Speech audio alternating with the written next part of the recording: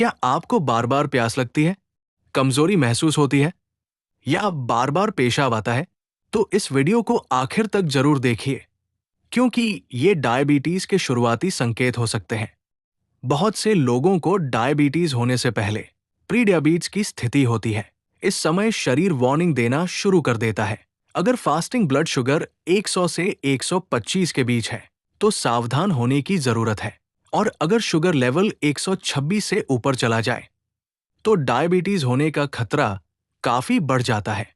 आजकल बढ़ता मोटापा, खासकर पेट के आसपास जमा चर्बी, डायबिटीज का एक बड़ा कारण माना जाता है।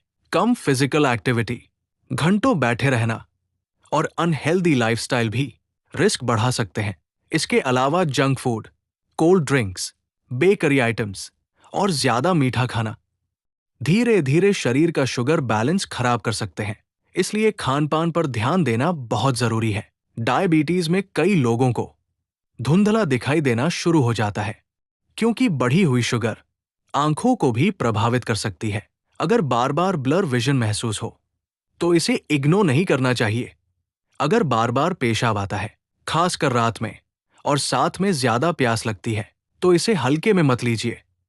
ये डायबिटीज का कॉमन वार्निंग साइन हो सकता है। इसके साथ जल्दी थकान और कमजोरी भी महसूस हो सकती है। जिन लोगों का वजन ज्यादा है या पेट बाहर निकला हुआ है, उन्हें डायबिटीज होने का खतरा अधिक हो सकता है। खासकर फिजिकल एक्टिविटी कम होने पर रिस्क और बढ़ सकता है। वजन कंट्रोल करें। हाई बीपी, स्ट्रेस, कम नींद और फैमिली हिस्ट्री भी डायबिटीज का रिस्क बढ़ा सकते हैं। लेकिन अच्छी बात यह है कि सही लाइफस्टाइल अपनाकर डायबिटीज को काफी हद तक कंट्रोल किया जा सकता है। डायबिटीज में हेल्दी डाइट बहुत जरूरी है।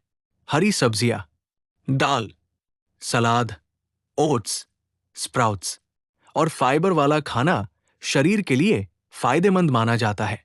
फल भी खाए जा सकते हैं, लेकिन सही मात्रा और सही समय पर।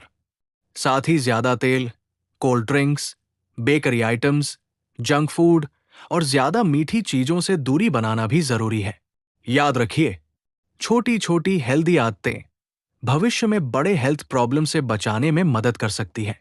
रोजाना वॉकिंग, हल्की एक्सरसाइज और फिजिकल एक्टिविटी शरीर को एक्टिव रखने में मदद कर सकती है और डायबिटीज रिस्क को कम करने में भी मददगार हो सकती है।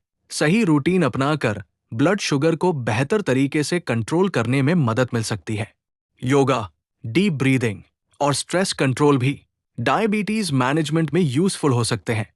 रोजाना कुछ समय योगा और मेडिटेशन करने से मन शांत रखने में मदद मिल सकती है। अगर शुगर ज्यादा रहती है तो डॉक्टर मेडिसिन या इंसुलिन की सलाह दे सकते हैं। इसलिए रेगुलर चेकअप जरूरी है और सिम्टम्स को लंबे समय तक इग्नोर नहीं करना चाहिए। कभी भी बिना डॉक्टर एडवाइस दवा शुरू या बंद न करें। हर पेशेंट का ट्रीटमेंट अलग हो सकता है, इसलिए सही मेडिकल गाइडेंस जरूरी है। हर पेशेंट का ट्रीटमेंट अलग हो सकता है। किसी मरीज को केवल लाइफस्टाइल चेंजेस से फायदा हो सकता है, जबकि कुछ मरीजों को मेडिसिन या इंसुलिन की जरूरत पड़ सकती है। अगर अचानक चक्कर आए, बेहोशी हो, बहुत ज्यादा कमजोरी महसूस हो या शुगर बहुत ज्यादा बढ़ जाए, तो तुरंत डॉक्टर से संपर्क करें। इमरजेंसी सिम्टम्स को इग्नोर न करें।